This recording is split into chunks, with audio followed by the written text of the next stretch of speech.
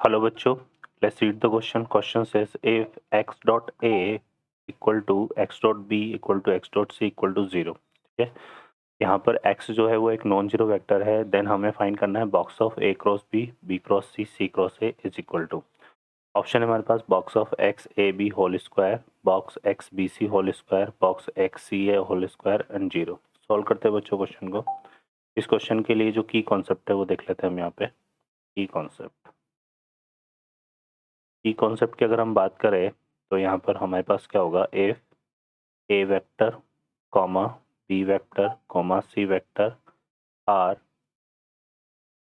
Three coplanar vector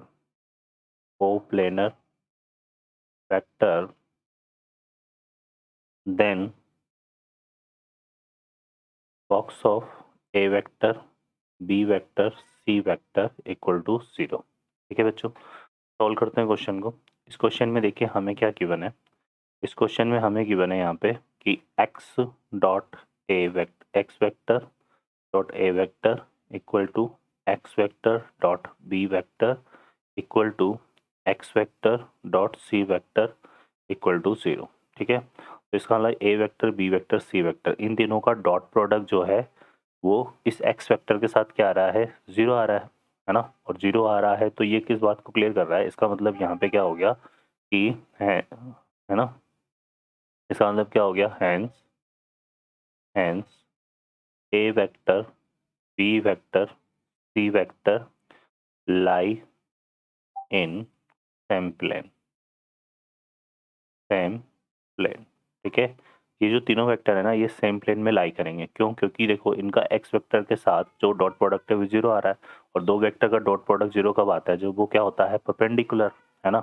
अब कोई vector हमारे पास, तो यहाँ पर हम ये बोल सकते हैं कि एक्स वेक्टर क्या है, X vector is perpendicular to A vector B vector and C vector. ठीक है, अगर कोई वेक्टर तीनों के परपेंडिकुलर है तो इसका मतलब यहाँ पे ए वेक्टर बी वेक्टर है, a vector B vector C vector कहाँ होंगे, एक ही प्लेन में होंगे, तभी एक्स वेक्टर इनके परपेंडिकुलर होगा. तो ये क्या हो जाएंगे, कोप्लेनर.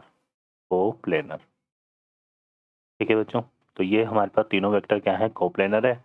और कोप्लेनर है तो यहाँ पे जो box of A vector B vector C vector होगा वो किसके इक्वल होगा, 0 के इक्वल.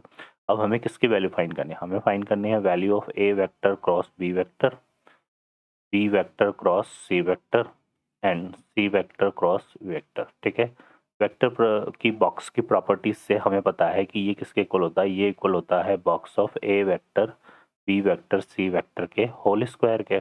और box of A vector B vector C vector किसके इक्वल है, 0 के इक्वल. तो this result will be equal to 0. तो हमारा जो इसमें आंसर आएगा बच्चों वो डी ऑप्शन होगा. ओके बच्चों, I hope you understand well. Best of luck, thank you.